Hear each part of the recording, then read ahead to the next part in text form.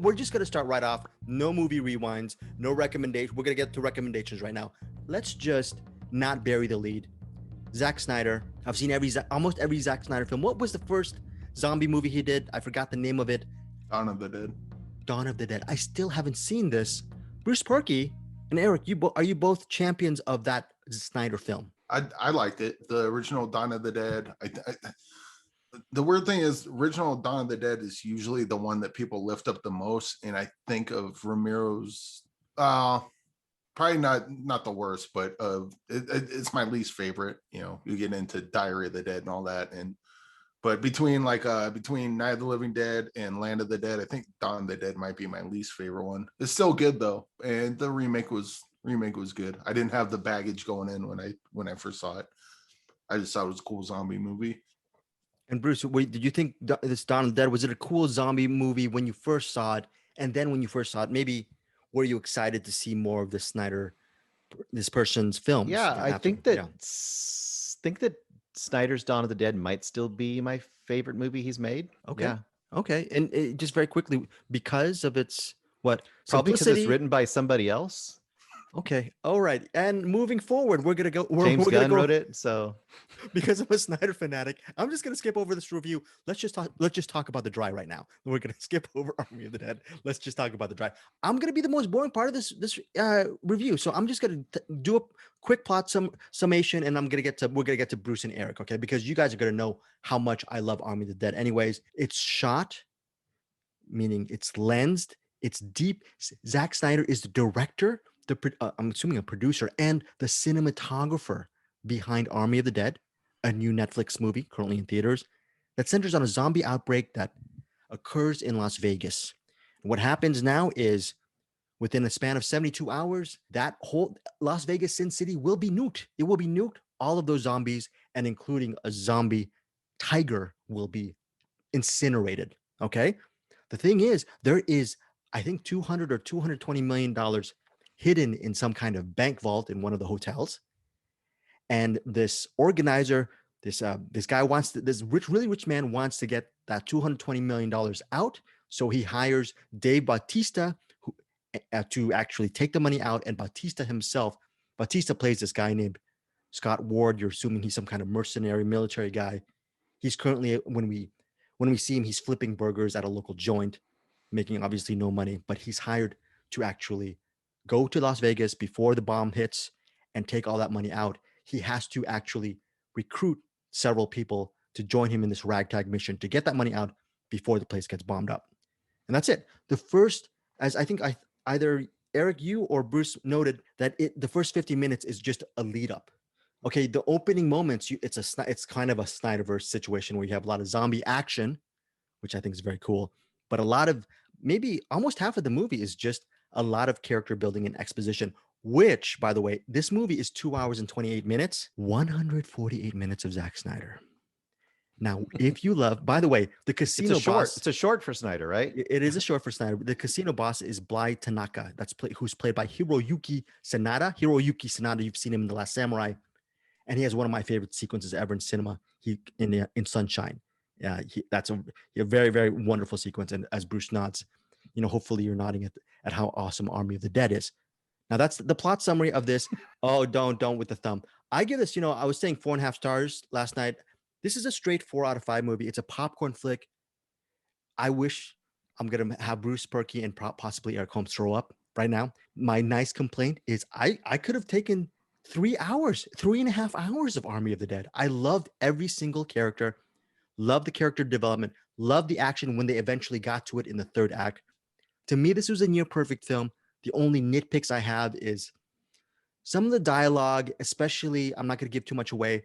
There's a recurring dialogue about a food truck, which I thought was unnecessary.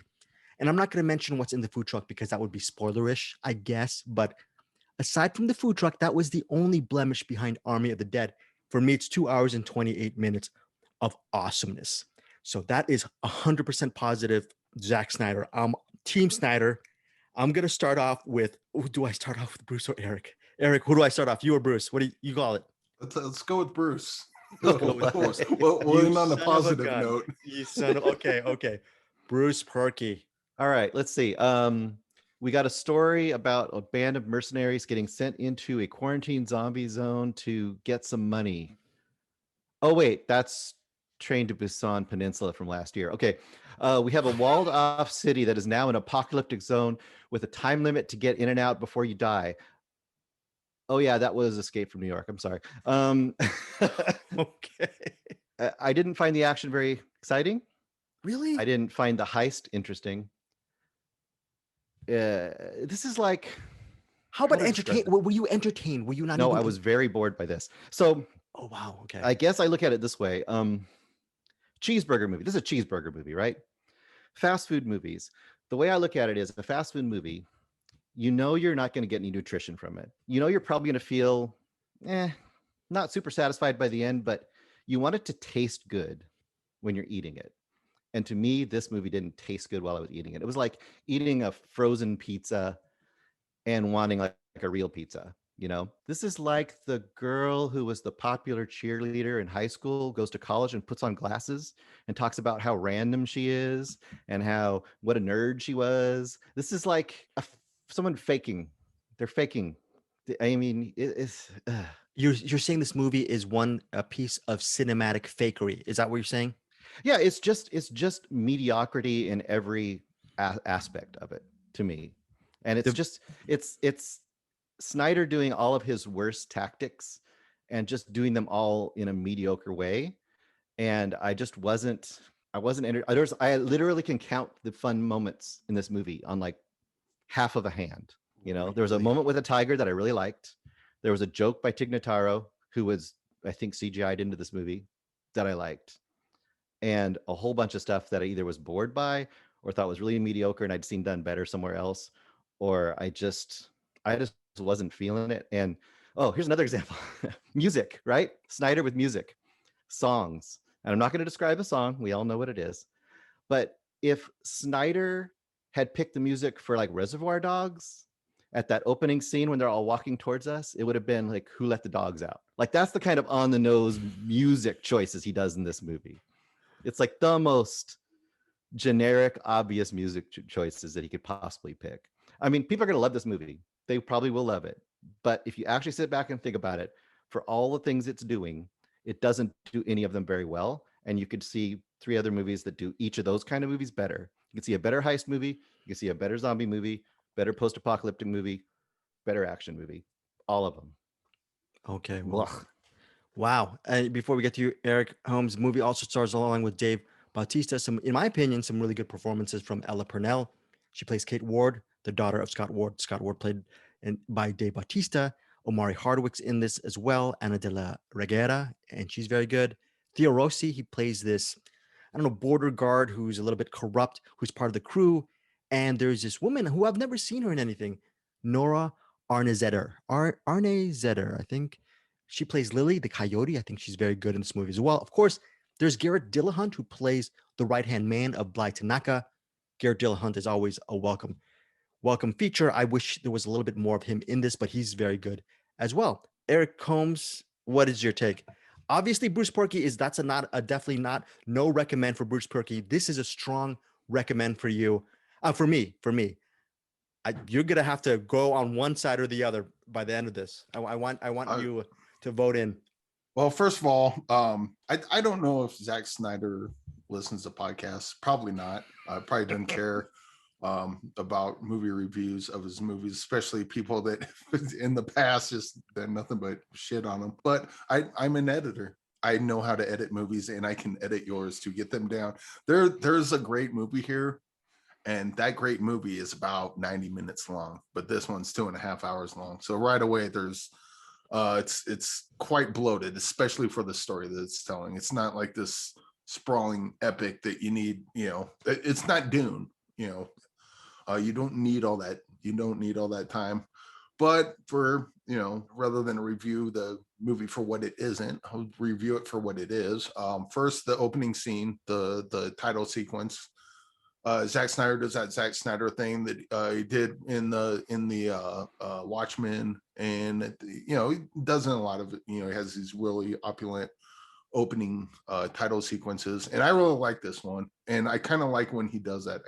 That's he kind of shines in that music video kind of area. And then it has a pretty decent opening scene where the zombies get out, and then there's a bunch of stuff that doesn't need to be there. And it just kind of keeps going and keeps going, and it does the exact same thing that Justice League, the Snyder Cut, did, where you got that full first half that's like, come on, let's go. Okay, zombies, heist, let's move it along. And then it's not until like the last hour where everything finally starts getting fun, and I'm actually enjoying it. Tig Notaro, she was I don't know the full story, but she came on late. They Christopher plummered her in it in place of Kevin Spacey or whoever they took out. And I didn't like, I knew the name Tig Notaro. I didn't really know who she was, but I really like her in this. And I kind of wish she would be in like a Shane Black movie or like a Predator or something. Her character's a little too over the top here, but like I could see her like in a really cool action movie, kind of similar to this, but like maybe like a Shane Black version, or so she's really good. Yeah. By the way, she replaced Chris D'Elia with that. Yeah. I did hear about that. I didn't know that was okay. That makes sense. And hey, Zack Snyder, good on you. That was probably a good move. Good call. Yeah. But I think the last hour of this is probably where it gets really fun. Of course, Bruce is probably checked out by then. And definitely the 45 minutes before the last 15, that was the best part of the movie. Yeah, for sure. And like I won't cut you off, but other than to say like what you said at the beginning, I think is exactly to the point. I mean, I've kind of slammed on it, but to get more like specific, I mean, he does this great montage, and in like how many minutes is that opening title sequence? It tells us the entire downfall of Vegas, right? Yeah. So, I mean, it would be cheap to do it, but you essentially could do the exact same thing with all the characters. I mean, you could introduce all the characters to the moment they're walking into Vegas in probably 10 minutes at the most. Yeah. Actually, do that opening montage, bam, they're in Vegas, ready to pull the heist. And cut the daughter and her subplot entirely out of the movie. Entirely. Exactly. That cuts 30 minutes out of this movie. It cuts a ridiculous subplot in the last 20 minutes that absolutely makes no sense and is unnecessary and ridiculous. I mean, it's a zombie movie, so it's being ridiculous, but that's extra ridiculous. And then one other little thing, you can't show a character get bit by one zombie and turn into a zombie within minutes, and then have that same zombie bite another character and have it take hours for that person to turn into zombie. You got to have those rules in your movie. You've got to have that. Oh, you can do that because it's in the script. It was in the script. So the weird thing is that these aren't zombies though. They're vampires. Pretty much. I mean, there's zombie vampires, and that's not really. I don't think that's really a knock against the movie. I almost kind of feel like that Zack Snyder should just lean into his. I mean, he basically invented a new monster. I would have just leaned into it. Yeah. Honestly, you could have just almost made this a remake of Escape from New York, thrown out the heist entirely, give them another reason to go in there. They're going to save somebody, like Escape from New York. They're going to save somebody, and here's this zombie vampire universe, and let the zombie vampire universe be the story, because it's interesting. This is the most interesting thing here. I will say though, this movie was really kind of getting under my skin in a bad way. And I was like, oh, fuck this thing. And then we were messaging back and forth, and Bruce was still watching it. Yeah. And I think I was actually tickled by the fact that Bruce was hating it so much that it kind of made me love it more. Because I started thinking, because like, up till now I've been reviewing this movie as a movie, but now I'm reviewing it kind of how it makes me feel. And now it's kind of making me feel kind of giddy. And I know it took me a long time to get there, but this is a Snyder cut of my review, so it's going to go on a little longer than it should. But zing. Very good. This is a movie that if you're going to go see this, it's playing in theaters, go bring your buddies. Or if you're going to watch it on Netflix, I think, was it come out on Netflix this weekend or next weekend? This week. this week on weekend, Friday. Okay. When it comes out on Netflix, get your buddies, get drunk and watch this. Like, this is that kind of movie. Maybe you'll legitimately, earnestly like it and enjoy it. And in that case, that's great. But if you don't, we can kind of poke fun at it, and that's great. That's enjoying it in a different way. I mean, there's, and beyond what I think of it, I kind of agree with Bruce that what we say doesn't really matter, because I think this is gonna be one that people are gonna like. This is gonna be the horror movie that people that don't really watch a lot of horror movies watch. And because it's not it's got its thrills here and there, but it's not scary. So I think it's a lot more accessible for. Yeah, it's way more an action movie than it is a horror movie. Yeah, really. I mean, it's a very gory action movie because you've got kind of like monsters. They could be anything. They don't have to be zombies in this movie. Really, zombie mythos is kind of beside the point. Yeah. I just think that Zack Snyder's like the good version of Michael Bay, and I can deal with that. I can agree with that too. Okay, so that is Army of the Dead, currently in theaters, hits Netflix on Friday. Again, I really loved everything about this movie. The 50-minute lead up worked for me. It reminded me of the Robert Aldrich film, The Dirt. I'm sure Bruce is just. I'm looking at Rotten Tomatoes right now, 75% on the tomato meter, 80% on the audience score. And I loved every single character in this movie. The 50 minutes of character buildup reminded me a little bit of Robert Aldrich's The Dirty Dozen or John Sturgis's The Magnificent Seven. A lot of suicide mission, the whole suicide mission trope, The Wild Bunch. There's a little bit of that flavor into Army of the Dead. Yes, they could have done the characters in a montage, but I think the point of what Snyder was trying to go for with Army of the Dead, he was trying to make an epic narrative. This epic narrative set in Vegas with these ragtag individuals, these misfits trying to get in and get out. And I thought it was great. I thought as pure entertainment, it absolutely worked for me. 4 stars for me, at least. I was thinking like maybe even, maybe even 4.5. I mean, I'm very high on this. Bruce Purkey, not high on this. Eric Holmes, do you recommend this movie or not?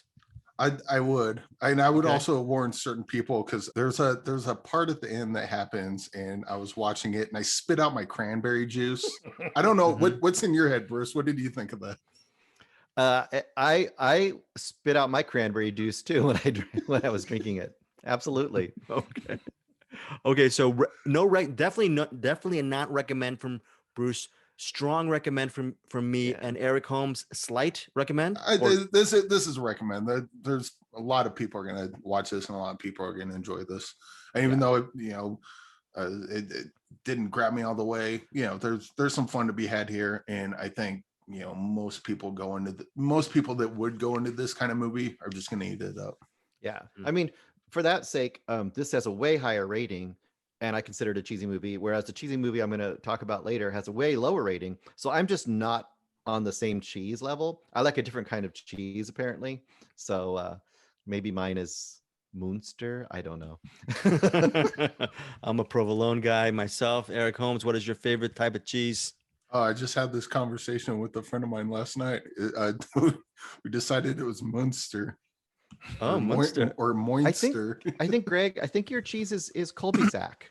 Cheese is Pulpy Zach. Fair enough. I will take that. I'm Pulpy Zach. Pulpy Snyder. That's my favorite cheese. I will be till the day I die. I will be defending Mr. Snyder. And I still haven't seen the Snyder Cut.